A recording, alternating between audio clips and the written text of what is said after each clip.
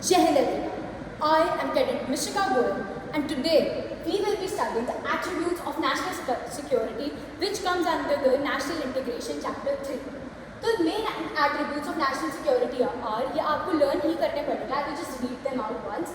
To secure territorial integrity and protect internal sovereignty, maintain domestic peace, law and order prevail करना चाहिए. जो rule of law and equality before law, it should be to protect everyone, irrespective of status, absence of fear from the implying individual freedom for people. We have freedom for everything written in our constitution, which are our fundamental rights, and then peaceful coexistence and communal harmony. Now, what is the doctrine? Now, national security doctrine includes the following: political, socio-economics, governance, police, center-state coordination, intelligence, water management, and cyber security. We will be now studying all of these doctrines in a more precise way.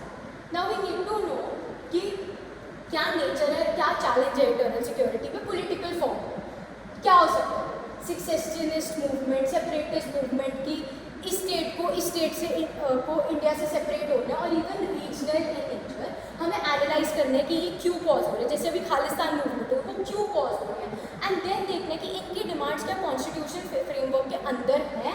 ठीक है. फिर उसके बाद matter of principal हमें deal करना है movements के साथ, एंड जो सेपरेटिस्ट एलिमेंट्स हैं हमें उनको एक बहुत ज़्यादा बड़े डिस्टेंस पर रखना है.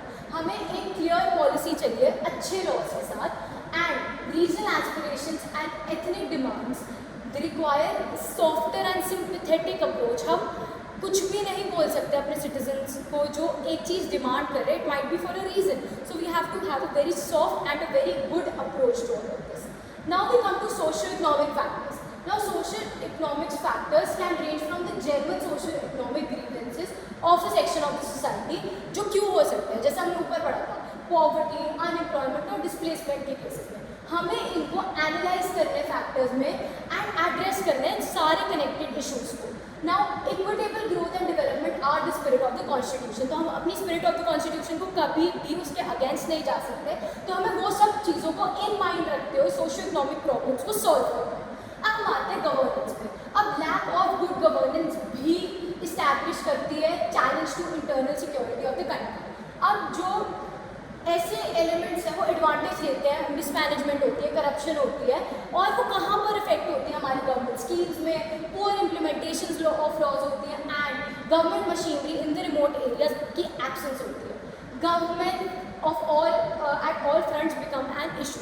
अब गवर्नेंस हमारी कंट्री की बैकबोन है, वो हमारी स्ट्रेंथ है. अगर वही एक इशू बन जाएगी तो वो एक इंटरनल थ्रेट बन जाएगी, जो चाहे वो सिविल एडमिनिस्ट्रेशन हो, पुलिसिंग हो, या एग्जीक्यूटिव के बेस पे हो, लेजिस्लेचर पे कुछ भी हो.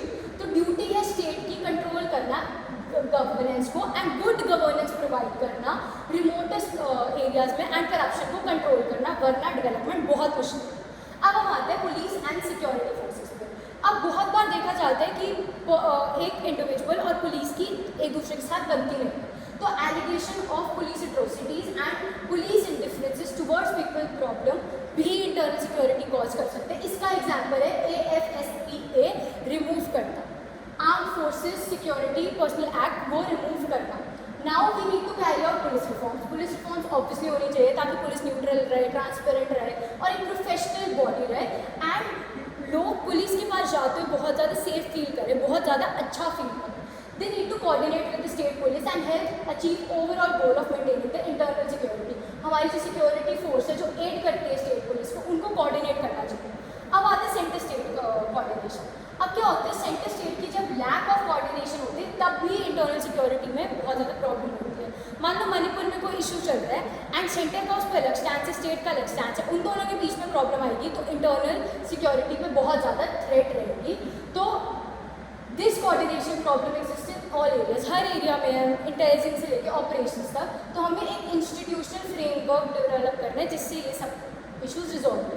अब इंटेलिजेंस बहुत मेजर चीज़ है, and we need to be alert regarding the external and internal security threat is in our country.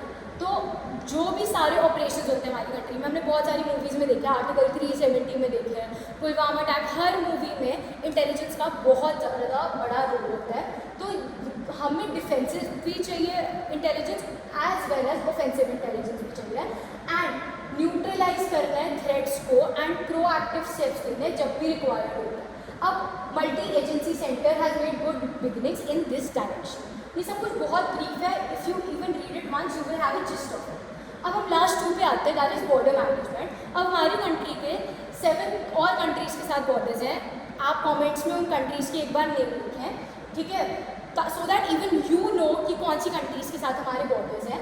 तो स्ट्रेचिंग कहाँ तक, 15,000 किलोमीटर्स तक हमारी वॉर 3 साइड्स पे है। वो 3 साइड्स पे चाइना, पाकिस्तान और east Pakistan. East Pakistan basically Bangladesh. Now हमें इन्फिल्ट्रेशन प्रॉब्लम्स है पंजाब एंड कश्मीर में, जैसे इलीगल इमिग्रेंट्स आते हैं बांग्लादेश और वेपन स्मगल होते हैं थ्रू इंडो म्यांमार बॉर्डर, ठीक है। अब कश्मीरी मिलिटेंट्स कहाँ शेल्टर ले रहे हैं, पीओके में। PoK is a disputed area, पर नॉर्थ ईस्ट एक्सट्रीम में शेल्टर ले रहे बांग्लादेश, भूटान एंड म्यांमार में। हमें गार्ड करने हैं अपने लैंड को एंड इन्फिल्ट्रेशन बाय टेररिस्ट को प्रिवेंट करना है, illegal immigration, smuggling of weapons and drugs etcetera को प्रिवेंट करना है। अब ये प्रिवेंट करने में कौन हेल्प करेगा, हमारी navy, coast guard and coast police को पता होना चाहिए कि कैसे हार्मनी मेंटेन करनी है। अब आते हैं साइबर सिक्योरिटी पे। The snow hidden revelations of 2013 ने बताया कि फ्यूचर में ट्रेडिशनल वॉर्स नहीं होंगी। अब कैसी वॉर्स होंगी, वो वॉर्स नहीं होंगी जो लैंड, एयर और वाटर में फाइट होती है, but cyber space will be the theatre of warfare in the 21st century. तो इंडिया ने बिगिनिंग ऑलरेडी कर ली है इस डायरेक्शन में, और हमें बहुत ज़्यादा डिस्टेंस कवर करना है before we have a safe cyber space. Thank you, and we are over with our National Integration Chapter 3.